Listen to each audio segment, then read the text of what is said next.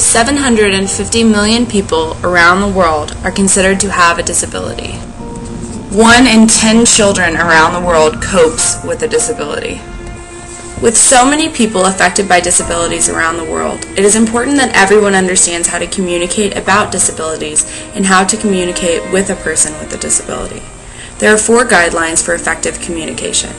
1. Do not refer to the disability. 2. Do not group people by disabilities. 3. Do not assume anything about a person with a disability. And 4. Do not pretend to understand what the person is saying or anything about their disability. When communicating, it is important to avoid any exclusionary words or phrases. Here are some examples of the phrases to avoid. The handicapped or disabled.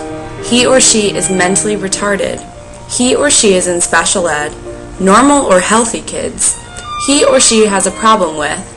He or she is in a wheelchair. Afflicted or stricken by. And suffers from or is a victim of.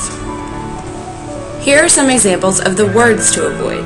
Retarded, retard, defective, the blind, handicapped, the deaf, deaf and dumb, crippled, lame, and deformed. When communicating, use people-first language. It began by individuals who said, "We are not our disabilities." There are 4 main reasons to use people-first language. 1. It puts the person before their disability. 2. It describes what a person has.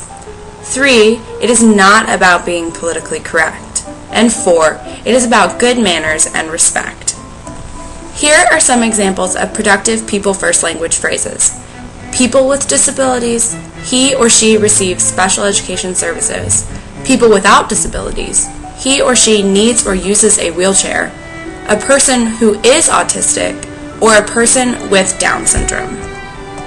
When communicating about disabilities or with a person with disabilities, remember to always put the person before their disability, because they are people too.